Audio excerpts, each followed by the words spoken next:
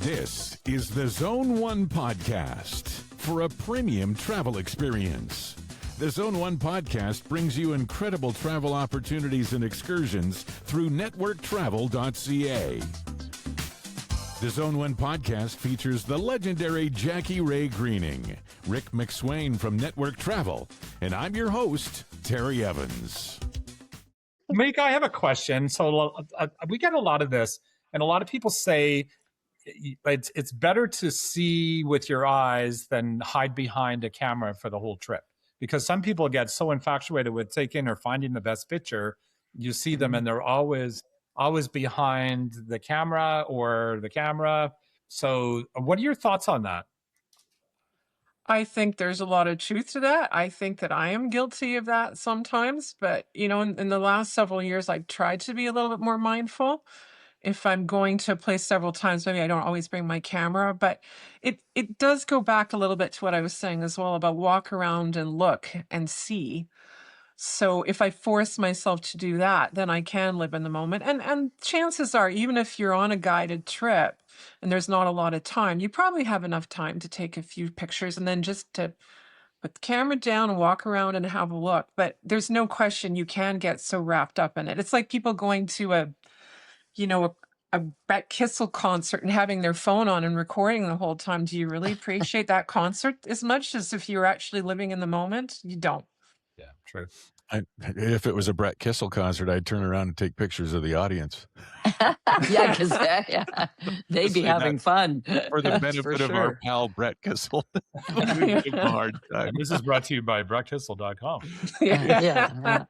Well, let's talk. You've talked about being in Spain recently. Let's talk about other destinations. What do you prefer? I'm not sure if prefer is probably the right word, but cities versus landscapes, and instead of wildlife or out in the country on safari kind of thing. Because I know you've been to Africa. Compare that maybe to in a city in older area that has infrastructure and all of the buildings and whatnot. What's catches your eye? I consider myself now to be a bit of a generalist photographer. Like when we started off, I was doing urban and landscape. I love it all. So to your point, again, we were just in Spain. Like I loved walking around the old town and capturing the older architecture, where we were, many of the buildings were white plaster and they would like attach colored flower pots to them. So getting the contrast of that. I like shooting people. It just every place you go has something to offer you photographically, or for me it does anyway. I like doing it all. So, and then again, I go to places like Scotland or even here in our Rocky Mountains. I mean, then you can focus on the beautiful landscapes. So, and then it was interesting because you were talking about taking a picture of a manhole. Well, I like the grungy stuff too. So for me, if it's an interesting scene, it doesn't have to be pristine and beautiful and clean. It just has to be interesting. It has to tell a story. So when we were briefly in Tangier, there was a little bit of both. Or there's wild cats that are, they're around the streets. And yeah, I got pictures of the cats. That's part of the story of the place that I visited. It's so funny that you would bring that up because the first thing that popped into my head was a picture I took of a phone booth in Sayulita, the Telmex phone booth, because where do you see phone booths anymore? That's true. Oh, yeah. All covered in stickers and graffiti and stuff with Sharpies and so on. And it's interesting, and it's part of the story. I mean, I love little things like that. And again, from a travel perspective, try and come home with a little bit of everything. So do the small, intimate scenes. Like I love the grungy. I love the flowers. So I'm down on my knees trying to get pictures of the spring flowers or the summer flowers or what have you. So, do the little scenes, do the wide scenes, do the medium scenes. Just, look for something that catches your eye. And for everybody, it's going to be different too. We don't all have to come back with the same images. And that's what makes it interesting too, sometimes to look at other people's images. I mean, one of our friends that we've traveled with quite a bit with Rick, like she takes a lot of pictures on her phone and she'll go through and, edit a few of them and get rid of some of them. And, I have a look at some of her shots. It's like, well, those are really interesting. Like I never would have thought to take it that way. So, we all have our own perspective and we see things differently, and that's great. And how do you manage, let's say, because you're taking a lot of pictures in the course of I'm the day. taking a lot of Are you, pictures. so how do you manage the folder? Do you do something editing every day or? Well, I mean, I tend, when I'm on vacation, I don't want to be spending my time editing. I do it all when I get home. And the first thing I do is cull. So I'm now at a point where I start with trying to get rid of at least half of the pictures that I've taken. And quite often, you know what it's like, you'll take 5 shots of the same like thing with slightly different angles and what have you. You don't need those 5 pictures, you just need 1. So I will go through and I will cull and I'll get rid of a lot of them. And then I'll start cropping. And as you know, as I'm going through them, I will start to eliminate more. And then I don't process and edit every single picture I take. I've learned the lesson the hard way because I take so many.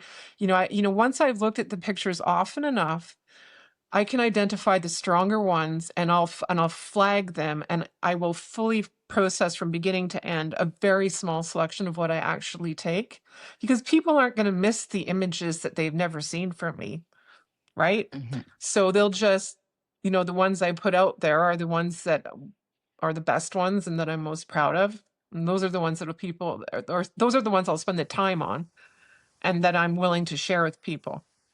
When it comes to the actual photography, patience and timing is a lot of the actual picture taking and the physical part of it, identifying something that is going to make a good picture. But at the same time, you can get so carried away. So that at what point do you know that there are times where you can't take your camera and you need to leave it in the hotel room and you need to enjoy yourself? How difficult is that for you? It's pretty hard. Ask my husband. But, there are times. Sometimes it's weather related. Sometimes, I'm just tired. I don't want to be carrying around my gear. I mean, I'm pretty used to my gear, so I don't notice it as much as people might think. But yeah, sometimes, or if you're going out for dinner with a group of friends, obviously I'm going to be in the moment more if I don't have my gear with me. So I leave it behind. But sometimes that is tough for me, especially, if you're in this amazing location and you want to get as many pictures as you can. But I'm getting better definitely at leaving the camera behind. You What mentioned did? weather. You said the weather will have a bearing on it. You can use weather to your advantage too, though, can't you? Absolutely. And I, and I, and I think that if you're a photographer and you can only take pictures when the weather and the conditions are perfect, then what kind of photographer are you? You have to be able to adapt to all conditions. And I quite like the foggy, wet weather. The weather that's not so good is the torrential downpour, which we've had a little bit of lately on a few trips. So of course, there's only so long you can fight keeping your lens dry. So I mean, that happened one day when we were in the South Pacific, where we went out on a day trip, and I just looked and I went, I'm going to be spending most of my time wiping my camera down and I won't enjoy it, so I'm going to use my phone. And I did. But you are absolutely right that, sometimes the difficult weather, like when we were in Costa Rica where we had a lot of rain too.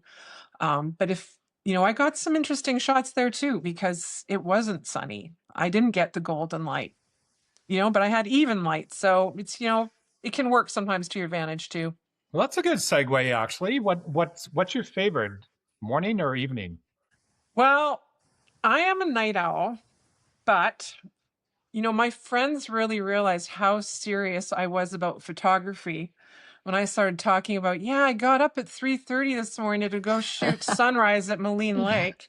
Yeah. Because in May, June, you want sunrise. Um, I love them both, but honestly, as much as I'm a night owl, I think there are certain conditions that you're more likely to get around sunrise than you are at sunset. Because in my experience, it can be calmer. And if there's going to be fog, because sometimes a little fog or mist is really nice in your pictures in the way that it picks up light. It's going to happen, when it's calmer. It's going to happen when the temperatures are a little bit cooler as well. So yeah, I would pick sunrise for photography, but not for my sleep schedule. Well, plus there's less people out at sunrise too, so that also can play into it. There Well, might be a little yeah. more animal activity and less people. Well, yeah. Well, the nice thing about the on the safari was we always went around sunrise and sunset, so we got the best light. Yeah. But that's another good point, because when we were in Barcelona with Rick, there were a few places that were super busy during the day. Like, we weren't even there peak season, but there's this beautiful Gaudi house there. And then there's the Sangria Familia. There's thousands of people every day. So what did I do? I dragged Brent out of bed decently early, and I just went to these places in the morning before everything opened. And I did get some really nice shots of the Gaudi house. It's on a street. I was across the street. There was a little bit of traffic, no people. I went to the Basilica. There's still construction there, so I had cranes and stuff. But, we wandered around in the beautiful morning light. That's how I got some good shots of these places, by getting up and getting out before everybody else. And I did that on this last trip. There are a few mornings I just got out before the world was up, and I'm by myself. Well, not by myself, but a lot fewer people around. Networktravel.ca for a premium travel experience. Visit the website today to find out more about these amazing travel adventures. The East Africa Safari in 2027, Antarctica in 2027, Vietnam and Cambodia this fall, Machu Picchu and the Amazon this summer. Also this summer, 2 separate vacation opportunities with private yachts in Croatia. All this and so much more. See them all at networktravel.ca. So Monique, we would have I would wager to say probably 95% of our guests are just carrying iPhones, honestly. We always have several people that are carrying the big lens, but majority of the people that come with us are usually using, they'll go and buy the latest iPhone or whatever. So do you have any tips for anyone using an iPhone? Well, a lot of things that I said earlier, walk around, use your feet, do different perspectives. But settings? I mean, the thing is, I think with most people, they're not, I mean, I know you can go into your iPhone and actually change the settings manually, but I think I mentioned earlier, sometimes it's fun to use portrait mode on your phones, and I'm sure that other phones have them. And I'm not talking about always for taking people with pictures, because the portrait mode does is it mimics what a fancy lens can do and creates that background blur. So if you see a flower that you really like, as an example, put it in portrait mode and play around, and you'll see that flower is going to stand out so much more without everything else being in focus. Because that's the thing with our cameras, they tend to have everything sharp for the most part from front to back of your picture. So play around with that. Sometimes you can go a little bit wider than you think your phone allows you to. I know I discovered that by accident on my iPhone. You know how we tend to use the fingers to zoom in, but if you go the other way, you can actually get a wider shot than you think.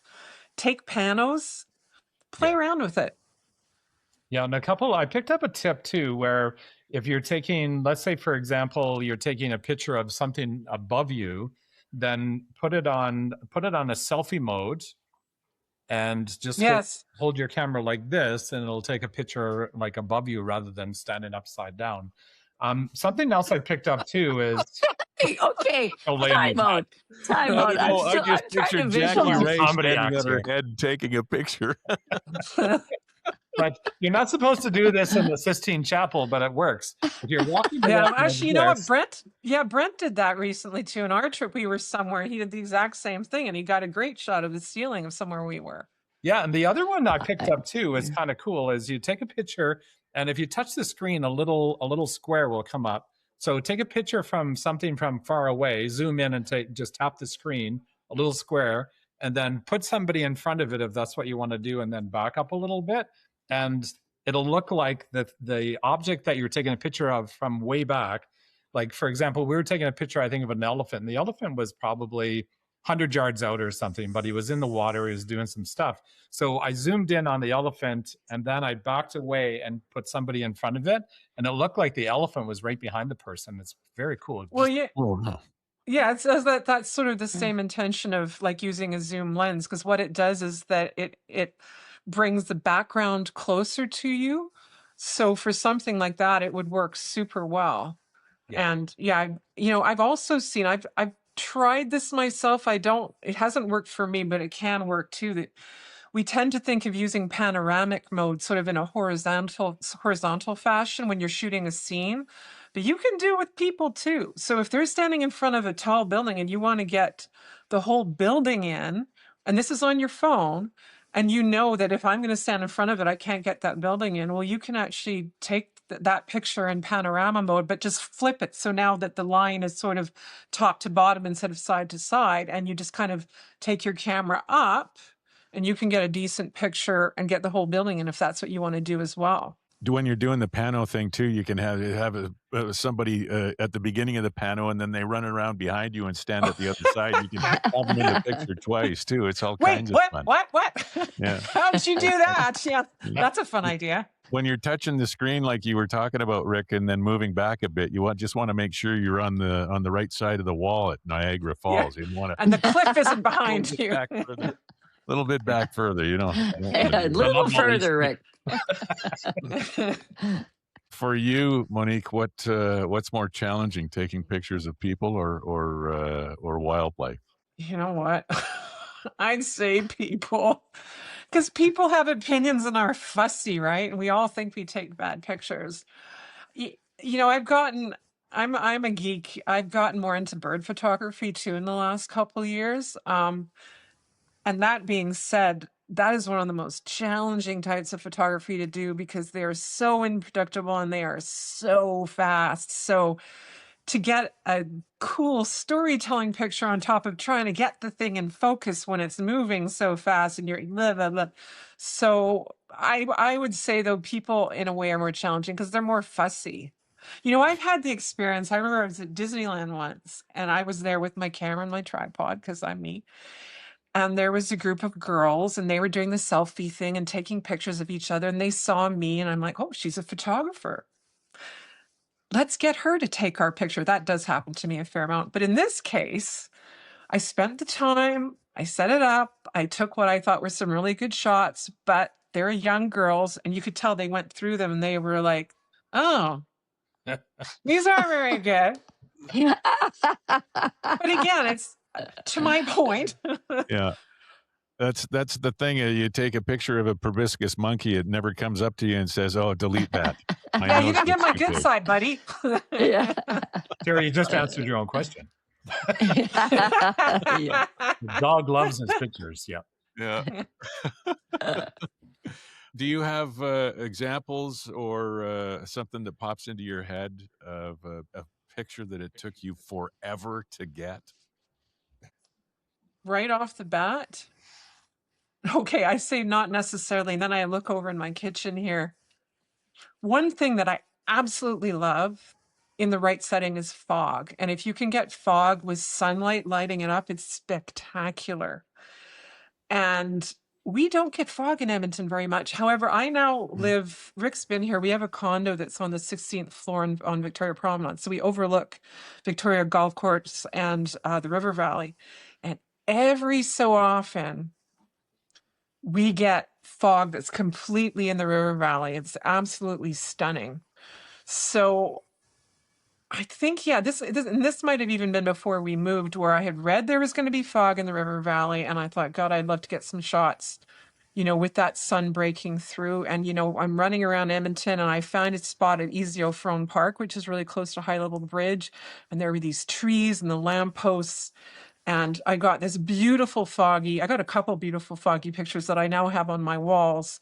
And here in Edmonton, something like that, as I said, takes a while because we're not so prone to fog as other places are. I mean, even like outside of the city, you can travel and find places that in the morning might have some, but it's pretty rare here. So it's nice to get some beautiful shots. I actually have a shot as well of the skyline of Edmonton with the Walterdale in it, with the fog completely blanketing the river. So that's kind of cool too. What about a picture of a moment that you almost missed, but you're so thankful you got it? Oh, geez. I don't know if I can think of one off the bat. I've taken so many pictures, right?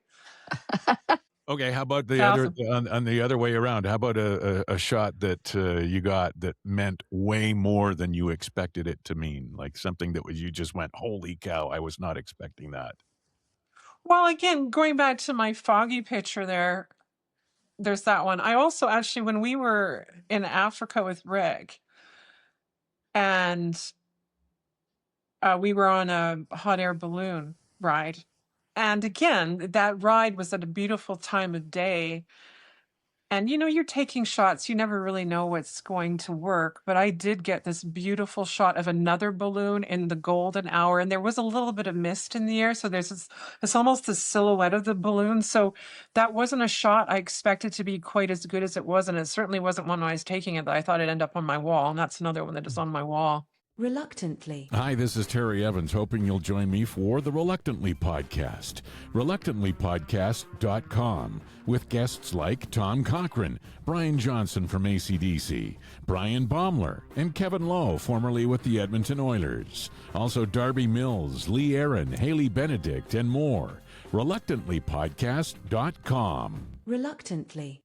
Actually, I have a question too, Monique, because obviously this is a very popular topic, talking about photography, and because I manage our website, and I'm always looking for really good graphics for the website, because I think that's what helps people visualize what they're going to get when they Absolutely. go to the right? So any tips on web pictures? I mean, I'm sure you go onto websites and you're mortified, or in some cases you might go onto the website and go, wow. Hopefully you don't get mortified when you go on network travel. But any tips for graphics, images that I should put on the website or do better?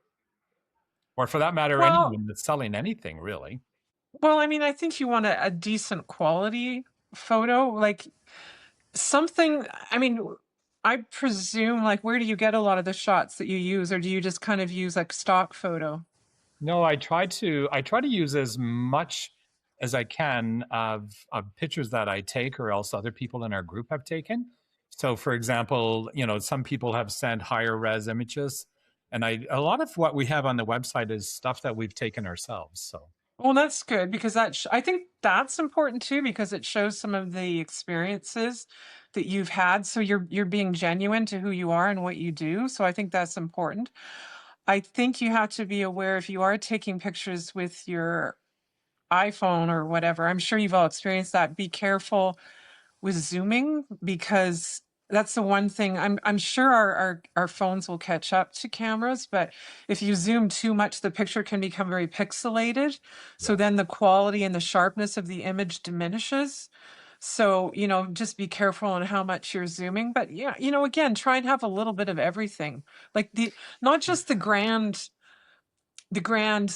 vistas that you see, but some of the experiences that you have, the people that you see. Because I think for some of us, like if we're a little bit more of an adventurous traveler, we don't necessarily need to see just the pretty pictures. I mean, a lot of people do, but have those in there, but then have some that are a bit more storytelling and show some of the cultural experiences or whatever else that's part of your trip, so that people can see that.